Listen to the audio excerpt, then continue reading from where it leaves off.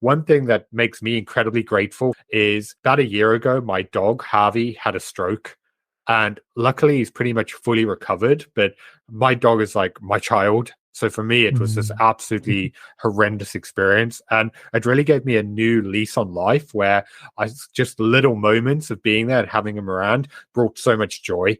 So now, just for me, even just we live in an apartment block, just taking him outside so he can go for a short walk is something that brings a huge amount of joy. And it's allowed me to be a lot more present in the moment. So I've made this a non-negotiable thing I do every single lunchtime. I take a walk outside. I leave my phone behind. I get some fresh air. I'm present with him. I'm walking along the river. It brings a huge amount of happiness to me because I know that that brings joy into my life. I've made it a practice I do daily. So it goes back to that individual of what brings joy. And then you have to force yourself to be present in the moment.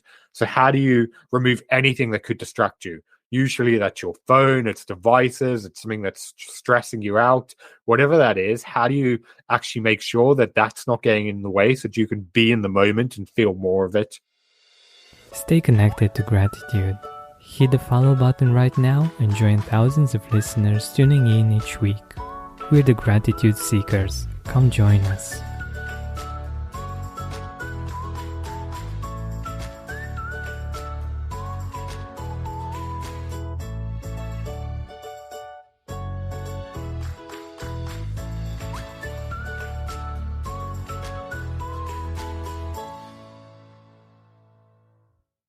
Hi, Gratitude Seeker. Welcome to a new episode of the Gratitude Podcast. Today's guest is a best-selling author who's worked with CEOs and business leaders in 15 countries.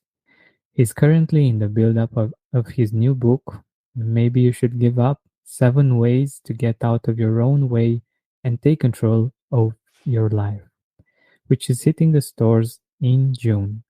But until then, we will be having this very interesting conversation about mindset, overthinking, self-sabotage, and other very interesting things that we will get into with our guest, Byron Morrison.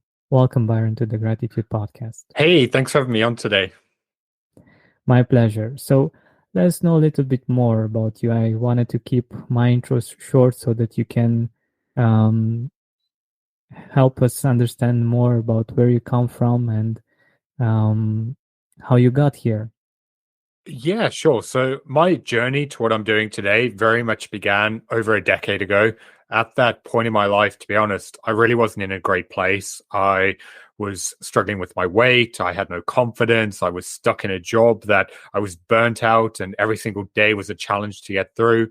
And it was so frustrating for me because I knew that I was capable of so much more, but I was nowhere close to my potential. And then my dad got cancer.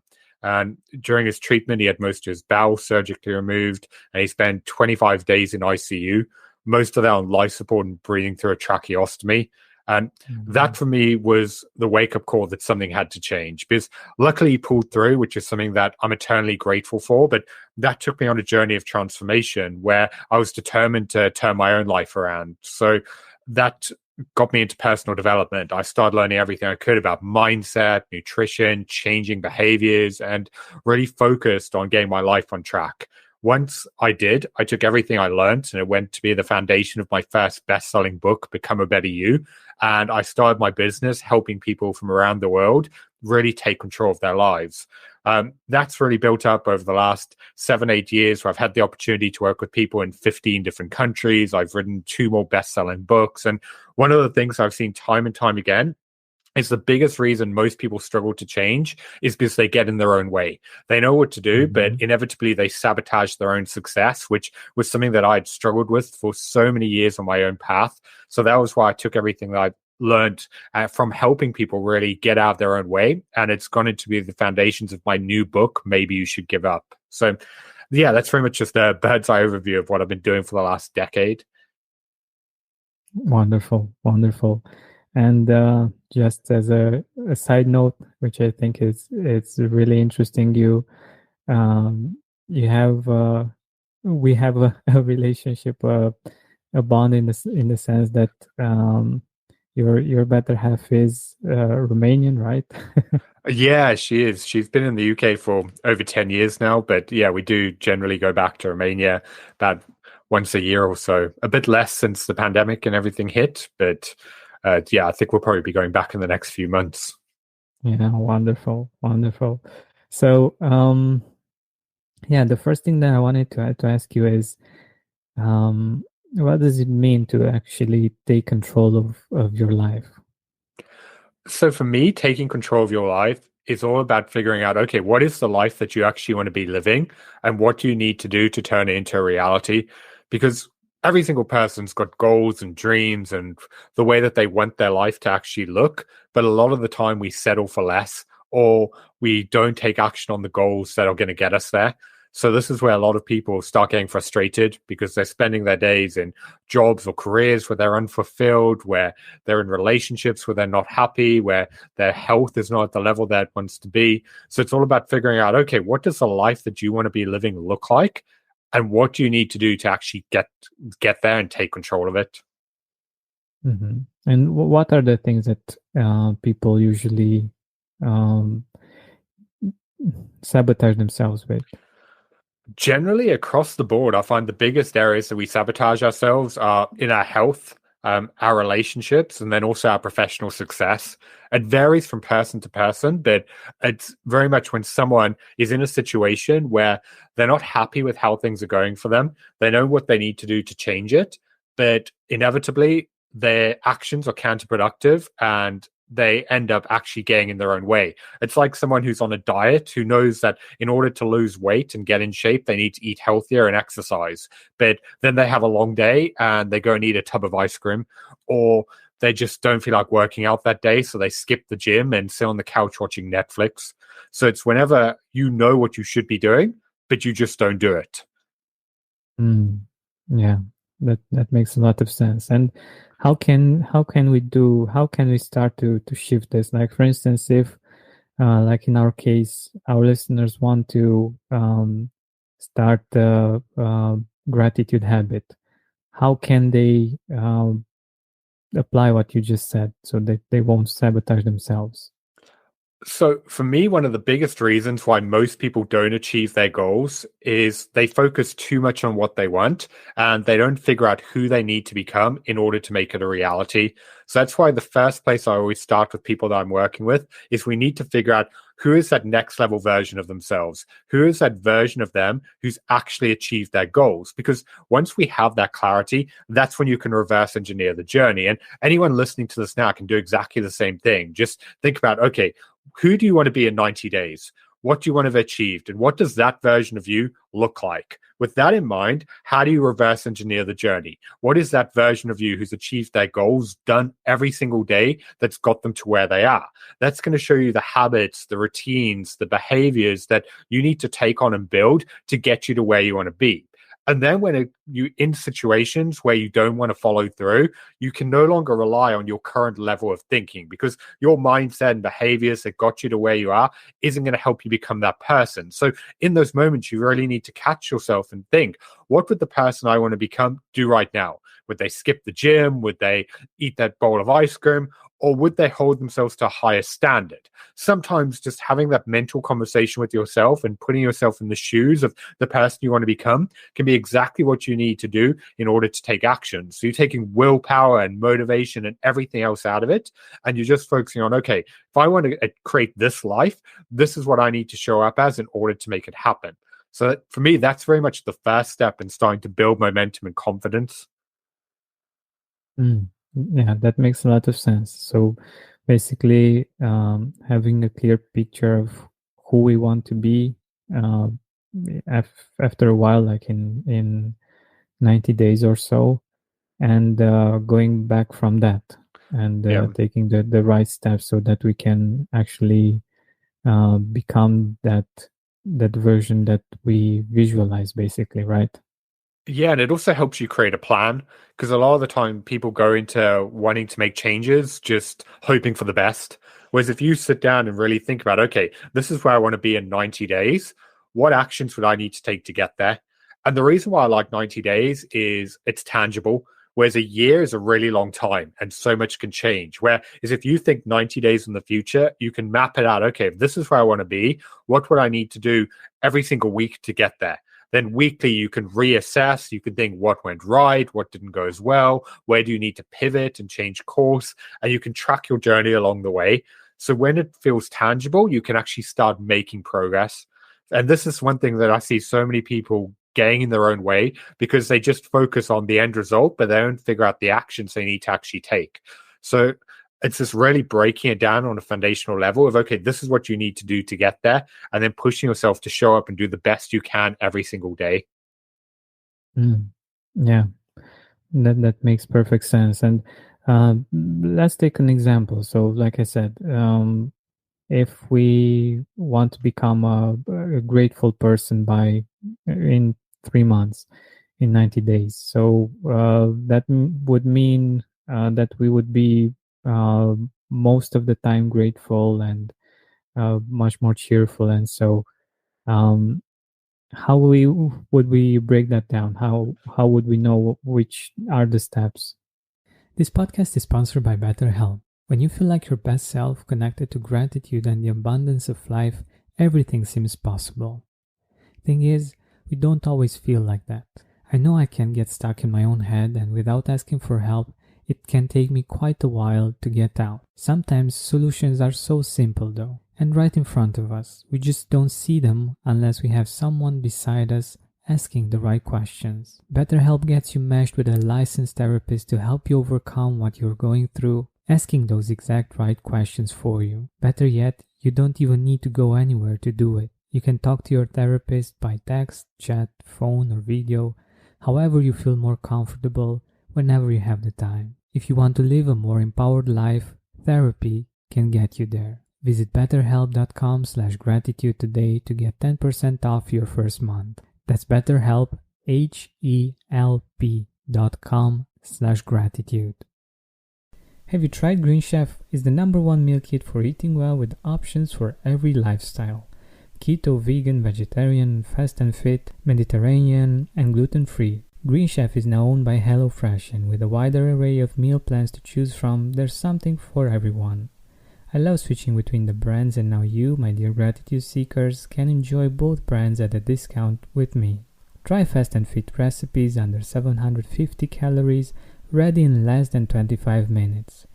Plus, cut down on meal prep with pre-portioned and prepped ingredients, including pre-measured sauces, spices, and dressings.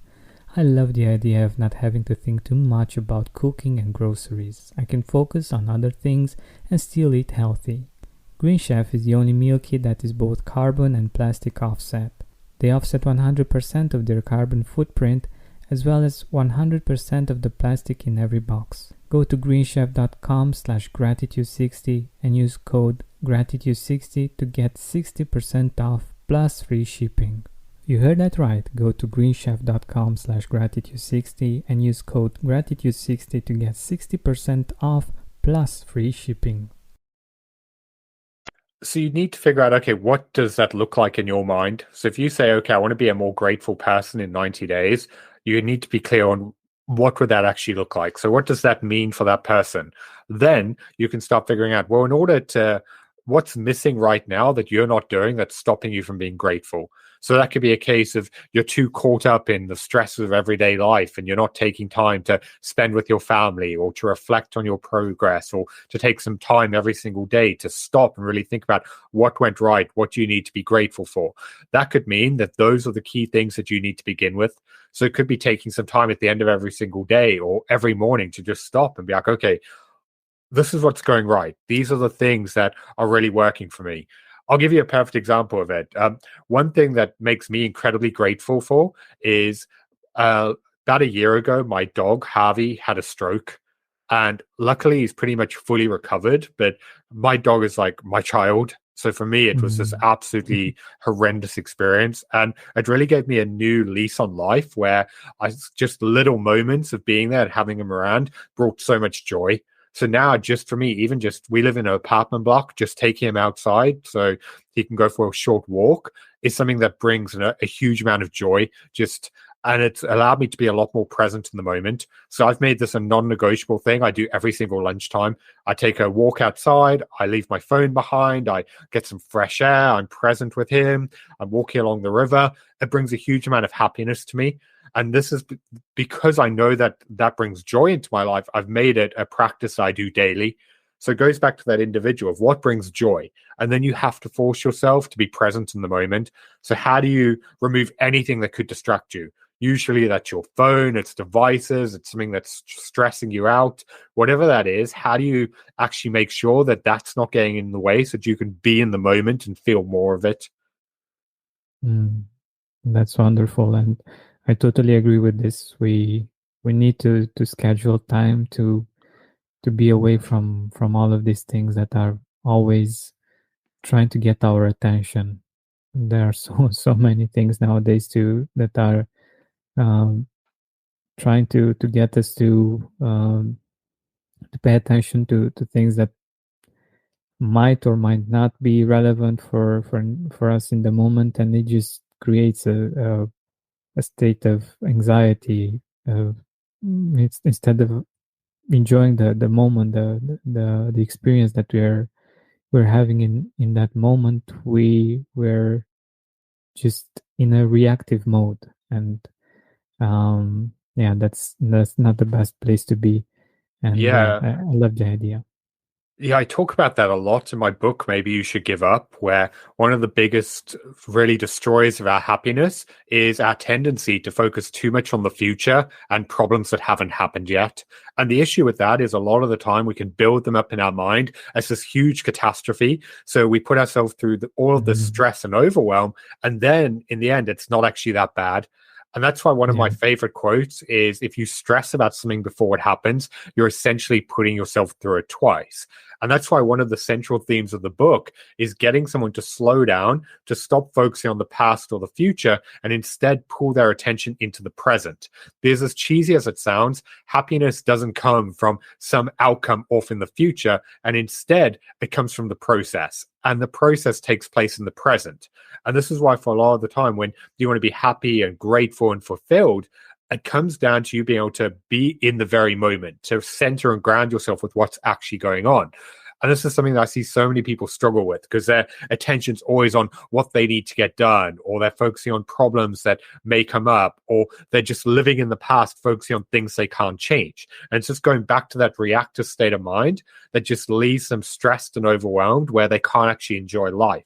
So for me, it's all about recognizing that and then doing the best that you can because no one's perfect. You're never going to have this clear, amazing state of mind all of the time. But it's whenever you can, just centering yourself in what's going on and really feeling more of life. Yeah, I love that. I love that, and it's so important. And yeah, you can have a great success in many areas of life, and if you're not able to enjoy it, to be present to it, and you're just reacting to different things, it's you just don't see it. Basically, it's just like it wouldn't happen. So I think this is an important habit um, to internalize, to make sure that you give yourself the time to be present and the time to not be in that reactive uh, style of being anymore. And I love what you just said regarding the fear and the fact that you're living it twice. I think it's gratitude is on the opposite of that, in the sense that if you're grateful in the moment and you're present, you're enjoying that experience once, but when you relive it, when you um, write it down, or when you think about it in the future at some point, like what we do here on the podcast, we look at each year, and we write down the beautiful things that happened in each month of the year. We get to relive those moments. So it's really interesting. Like it's the opposite of that fear that we live what could happen bad, what could go wrong, and possibly, if that actually happens, we live it again. But yeah, in many cases, it's just something that we imagine. And it's sad from my point of view that we give so much time and energy to these kinds of things when there are so many other things that are going right in life, isn't it? Yeah, and that's why I love your approach of writing it down because I'm a huge advocate of journaling and self-reflection because I find the problem for a lot of people is we normalize the way that life is.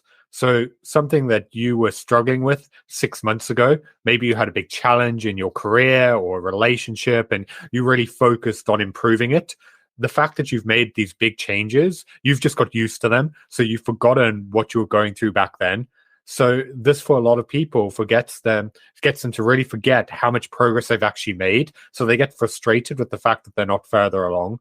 And that's why by really tracking it and looking at where you were, you can take a moment to look back on, okay, that's how life was 6 months ago. Look at all of these amazing things I've achieved. Look at how far I've come. Yes, you may not be where you want to be at yet, but you've still come a very long way. And it also helps put into perspective the fact that you're never going to get to where you want to be. Whatever your goals, dreams, and ambitions are right now, as soon as you get close, that goal line is going to move. And this is why, for a lot of people, they live in this internal struggle where they feel like they should be further along, or they get frustrated over the fact that they haven't made the progress that they want yet. And they live in this never ending cycle of just feeling deflated that they're not at the level of success they want to be. And that's why, for me, it's all about balancing your big goals and desires with actually recognizing where you are in the progress that you've made. That's how you find happiness and fulfillment along the way. Exactly, exactly. I love this because, like you said, the the goal line always moves, and we can feel deflated along the way, regardless of whether we achieve a goal or not. Because whenever we achieved it, we have the tendency to get used to that level, and after a short while, we just think about the next goal. And if we have this habit of not appreciating where we are, not appreciating our progress, that goes with us basically until the end of life, because that's how we tend to do things. So that's why I believe it's important, as you mentioned, to appreciate the progress, to appreciate where we are, because this is growth. This is how we evolve, and it would be a pity just to be in a state of dissatisfaction, of frustration of where we are right now, because we are not further along the way. It's just a waste of energy in my perspective. But I also wanted to get to speak a little bit more about your book. Maybe you should give up. Give up on what? So for me, when I was first had the idea for the book, I wanted to go with a really negative title because it immediately pulls your attention in, especially because the whole self-development and self-help world is all about positivity and all of these fluffy Yeah, inspirational quotes. So I wanted to get something that really stops you, that goes completely against that. But the book itself, even though it sounds negative from the title, it's actually about positivity and happiness. Because I found over the last few years that there's 7 key things that all of us hold on to that are stopping us from living the life that we want. And these are being highly reactive, living in fear, focusing on the future, getting too caught up in the past, being too hard on ourselves, comparing ourselves to other people, and then ultimately putting forth our happiness. So the book itself is all about giving up on all of the things that are stopping you from living the life that you want. So as an example, with one of those I gave of living in fear. So whether you are fearing starting that business because what if you fail, you're fearing speaking to that person because what if you get rejected, all of these mental stories and these thoughts that hold us back and stop us from living the life we want. So it's all about giving up on those mental barriers that are weighing you down so that you can finally actually become who you want to be. So the book takes you through these 7 different journeys where you need to give up on these things weighing you down. As every step that you take, you feel lighter, you feel more in control and you're one step closer towards where you want to be, where finally you can give up putting off your happiness because you've overcome the reactive mindset, you've overcome living in fear, you've overcome getting caught up feeling anxious over the future, and you're able to be in the present and finally be happy and become the best version of yourself. So that's why it was designed and written in that way, to really take the reader on this journey to taking control of the life they want. I love this. Maybe you should give up. And it's something, like you said, it's seemingly negative, but actually there are things that if we choose to give up, they are going to be uh, they are going to help us become more free, and that's so important in the way that we make decisions, in the way that we live our life. Yeah, And because my problem with a lot of the self-help and personal development world is there's become this message that's been ingrained in people that if you want to achieve success, you have to keep pushing and you have to keep trying harder and you have to just give everything your all. And I'm not saying you don't have to work hard, but at the end of the day, the definition of insanity is doing the same thing over and over again, hoping for different results. And this is why so many people are stuck, because they're trying the same strategy and repeating it, making a little bit of progress, and then when it doesn't work, they get deflated, they quit, and then they try again and again. And that's why for me it's all about giving up on what isn't working. It's figuring out, okay, this is the life that you want to live. What is holding you back? What are the things that you need to let go of that are stopping you from reaching your potential? Because if you look at any successful person, they give up all the time. Just take Elon Musk as an example. Regardless of how people may feel about him personally, there's no denying that he's had a huge impact on the world. But if you go back through his history, he's failed in spectacular fashion so many times in the public eye. But whenever something wasn't working, he gave up on the idea. He stopped trying to force it to get it to happen, and he pivoted and tried something new. And that's the central theme of the book. It's all about figuring out what are the things in your way that you're holding on to that are causing you to sabotage yourself and getting you to give up on them so that you can finally actually get out of your own way and take control of the life that you want. What a wonderful idea. Just to, I don't know, it just sounds easier or more simple to knowing that you need to give up on some things, that rather than like you said, pushing and I don't know, putting even more effort into things. Because yeah, we can take a lot of action and it can bring us some sort of success, but if we're not able to enjoy that success and we are always pushing, I don't know, at least in my view, it's not actually success. It's just, I don't know, some kind of achievements that are seen as such by others, but if they're not inside, if they're not, if they don't feel the same, they don't have as much value. So yeah, it's usually that we have some things that we need to give up on to be able to be lighter, to be light enough to move forward easier and more effortlessly, actually. Yeah. Yeah, a perfect example of that is in section 6 of the book, tying into exactly what you just said. It's all about the theme of giving up being too hard on yourself. Because I find with a lot of the people I work with and speak to, they're their own worst enemy. They have these big goals and desires, but they've also set unrealistic standards and expectations for themselves. And as a result, no matter what they achieve, they never feel like they're enough. They might have this amazing win or this huge success in their life, but their mentally goes straight to, oh, well, I could have done it quicker. Oh, someone else did it better. Oh, I could be doing more right now. So they're never happy because they're always focusing on what's missing rather than what they've done. And this, for me, makes such a negative state of mind because it's always focusing on what's lacking rather than what they've actually done. And that's why a big theme that I talk about in the book is tipping the scale in a way that you're not lowering your goals and ambitions, But instead, you're finding that balance where you know when you've done your best, when you can take a moment to be like, do you know what? Yes, maybe there is more that I could be doing right now, but I've given this my all. I've done what I can, and I can find happiness in that. So it's allowing yourself to grow and move forward in a way that you're actually recognizing your progress and finding the fulfillment along the way. This is one of the biggest things I see time and time again with the people that I deal with, where they're not happy and they're unfulfilled because they're always focusing on what they haven't done well enough. And it's just really getting and breaking that cycle. Because if you don't, you're always going to be focusing on what's wrong. And this is why, for me, the book goes through these 7 different areas that for every single one of us, in one way or another, we're holding on to, and it's stopping us from actually finding happiness and gratitude. Yeah.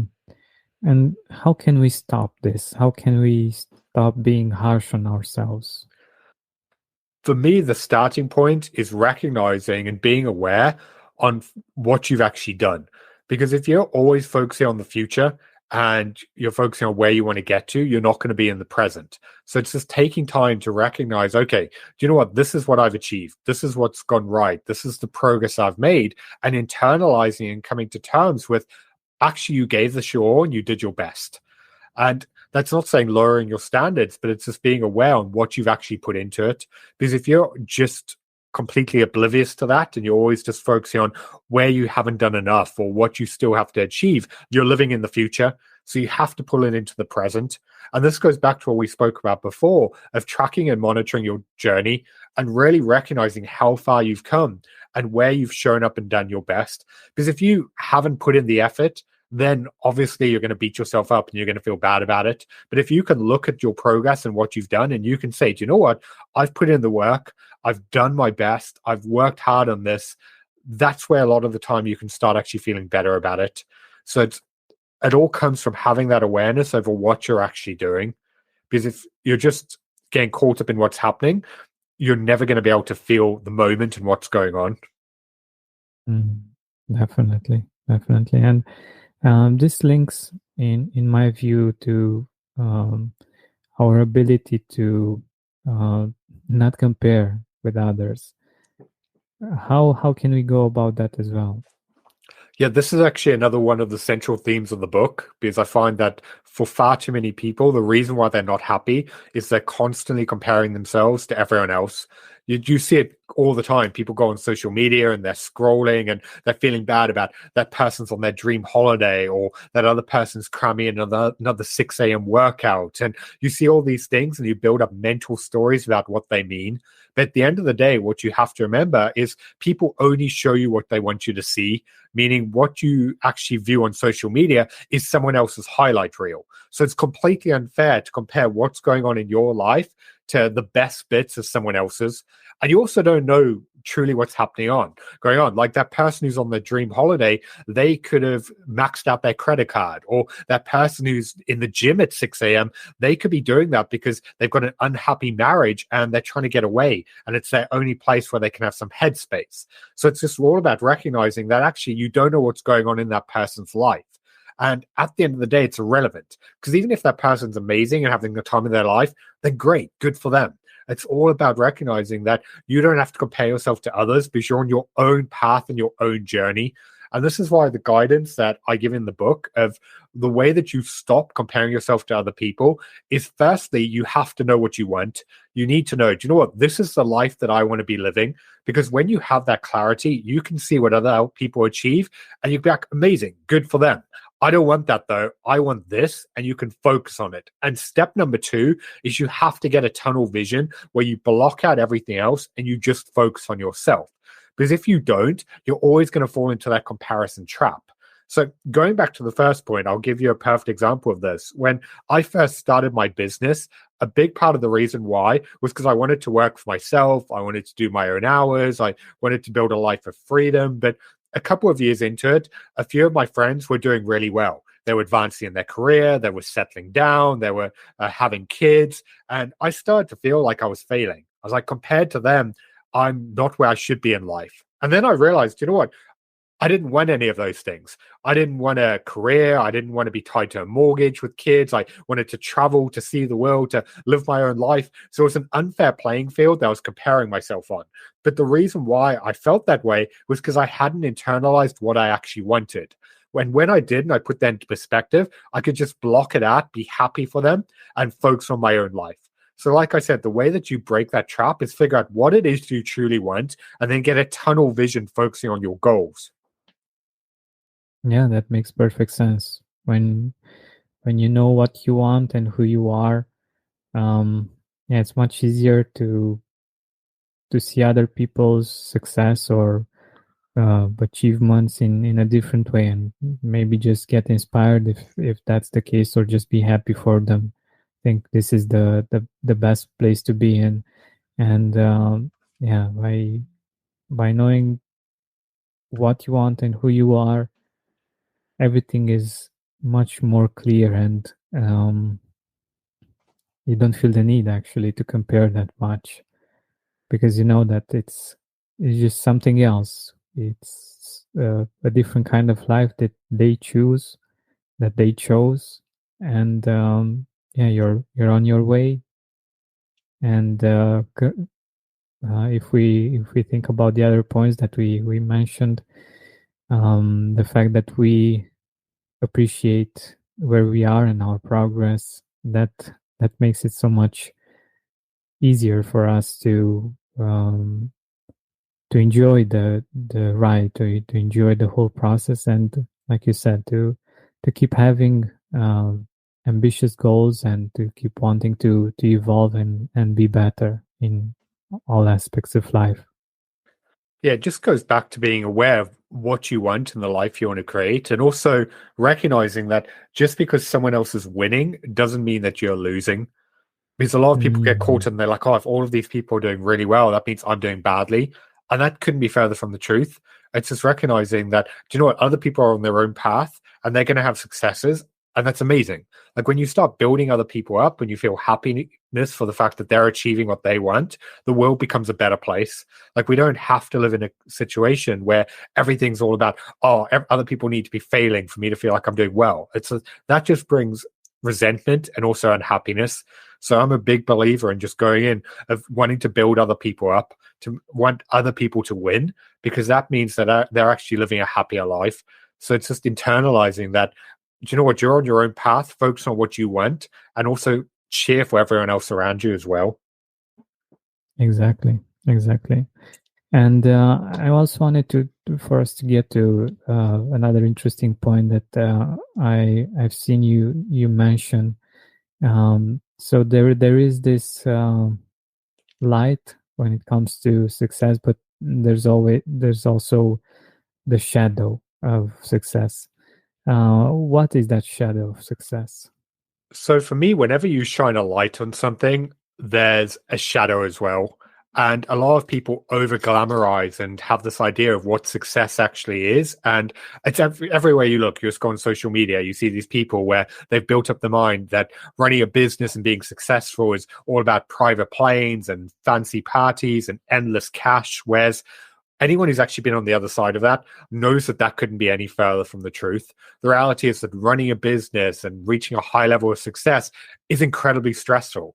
You're in a situation where there's so much pressure on you to perform and deliver. You're working ridiculous hours. You're pushing yourself to the limit in order to actually follow through. And a lot of people only focus on the positive without recognizing how difficult that actually is. And I'm not taking away saying that it's not luxurious and all of those things, but it's just recognizing that there's two sides to every story. Like the amount of people that I work with who on paper have it all. They've got the big house, they've got the cash, they've got the successful businesses, but internally, they're absolutely miserable. In order to get to where they are, they've sacrificed their relationships, they're not connected to their kids, their marriages are in turmoil, their health is completely spiraling out of control, and they've got so much pressure on them, they can't actually enjoy what they're doing. So that's why, for me, it's all about understanding what's actually going on there, because the issue with this as well is people put on this facade. They try and convince everyone else that they've got it all together because they feel like they have to uphold this image, which then reinforces the idea that everything is just sunshine and rainbows, when in reality, it's actually a very different situation. Yeah, it makes perfect sense. And um, this is how things are. There are always two sides of the story, and um, going back to what you mentioned before, what we see as success isn't always just that. It's there's another part of the story that we don't know, and that's why in my view, it's important for us to define what success is for us, because it might seem that the kind of success that we see everywhere is what we want. But in many situations, when we get there one way or another, we realize that it's not actually that. And we can still have the kind of success that other people look up to, but it might not be what we actually enjoy and what we actually feel as success, as being fulfilled and happy. Yep. Again, it goes back to understanding what you actually want and what's going to make you happy. Because if you're just building up in your mind based on an image that you see on the internet of what you think success has to look like, that's always going to set you up for disappointment, because you don't know if that person's actually happy. I've lost count of the amount of conversations I've had with people where you go on their LinkedIn and it's just all smiles, winning awards, everything in their life looks like it's amazing. And then they get on the phone with me and they're breaking down. I had one client come to me who their business went through this huge period of growth. Everything was going amazing. They were now set to grow even further, and they were aiming to double or if not triple in size over the next 12 months. And he was just like, I don't know if I've got it in me. It's like, it's taken everything out of me to get to this point. I don't know if I've got anything left in the gap, the tank, to keep pushing forward. But he would never admit that publicly, because if he did, there'd be so much turmoil over his company. So he's just internalizing and bottling that up.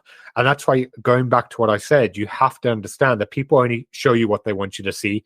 And their life that you see online is their highlight reel. And you don't know what's happening on the other side of that. And this is why, ultimately, I believe we have to go in with a level of compassion, understanding that every single person, regardless of how successful you may think they are, is having their own challenges and problems. Everyone is going through battles that we don't even realize. And when we have that compassion and empathy, that's how we can not only stop comparing ourselves to others, we can also connect with them on a deeper level. And that's where that awareness and just stopping to understand what's going on is so important. Yeah. And it's great that there are people like you that understand this and have seen this firsthand, and are able to help these people as well, because um, you as do I want for them to have the kind of success that's more meaningful as well, like aside from the exterior success, to also feel uh, good in their shoes, and to be able to enjoy life more, not just put up a facade of what they want other people to see them as. So yeah, it's good to know that in all of this duality, we have people that are um, aware of these things, and think about how these people can be helped as well, because they might seem that they have it all together, and it's the case for many other people in general, but they actually need some help. And yeah. Yep. One thing I think that we're all guilty of in one way or another, though, is putting off our happiness. Regardless of who you are, what you're doing in your life, we all have this tendency to really just put off the things that we want, saying that we'll get to them eventually, whether that's Mm. time for your family, to focus on your health, to enjoy your hobbies, whatever it is. We get so pulled into everyday problems that we say to ourselves, once you achieve that next goal, that next milestone, that next threshold, that's when you'll take some time off. You'll prioritize your health, you'll be more present with your family, you'll do something for yourself. But isn't that what you said the last time? and the time before that. And we just get stuck in this never ending cycle, chasing things that aren't actually allowing us to live the life that we want. And this is why, for me, it's all about having that awareness of what is ultimately going to make you happy. And how do you then start letting go of the things that are stopping you from living that life? And that goes back to the core theme of the book that I spoke to you about, because in Maybe You Should Give Up, it is all about helping you let go of all of these things that are stopping you from being happy right now. It's about getting you out of your own head, getting you to better deal with the stress of everyday life, and getting you to actually be at a point where you can prioritize the things that matter most. Because at the end of the day, for me, if you achieve amazing things, but you're not happy, then what's the point? So it's all about figuring out, okay, how do you have it all? How do you put yourself in situations where you can go after what you want, but you can be in the moment and find that fulfillment along the way with it? Exactly. Of course, it's not always easy, and we always need to find the balance, to look for the balance, because we can do many of the things that we want and that bring us happiness, but there are also challenges regardless. And I think that's such an important part, to not put off our happiness and to think that, okay, we'll do something that's gonna make us happy, and just put it off to in the future at some random point in time when we achieve something. Yeah, it's important to think about this, and to enjoy the journey, and to not forget about what we ultimately want out of life and out of how we live our days. So yeah, thank you so much for all of the things that you've shared, and for all of the nuggets of wisdom that you gave us. And now, since we're at the end of our time together, I wanted to ask you where and when actually we can get the book. So Maybe You Should Give Up is available for pre-order now, anywhere that you can order books. It's going to be out on June 27th. But one thing that I'm saying to anyone who pre-orders a copy from Barnes & Noble or Waterstones is, if you send me a screenshot with the receipt, I'll also send you access to one of my mindset courses, which usually sells for $297, just as a thank you for anyone who supports me and pre-orders a copy. So yeah, like I said, you can get Maybe You Should Give Up anywhere you pre-order books. And if you do get a copy from Waterstones or Barnes & Noble, just drop me a message at Byron@ByronMorrison.com, and we'll make sure we get access to one of my courses to you. Wow, that's wonderful. So generous. So yeah, thank you so much, Byron, once again for being on the podcast, for sharing your wisdom and your experience. I really had a great time, and I'm happy we did this. No, thank you for having me on. That was a lot of fun. Hey, Gratitude Seeker, thank you so much for taking the time to listen to this interview. I really appreciate it. And if you could think of one person that would also benefit from it, share it with them. It might actually be the inspiration that they need to make their day, or maybe even their life, much better. Thank you so much once again. This has been Georgian Benta. Don't forget to keep seeking and spreading gratitude.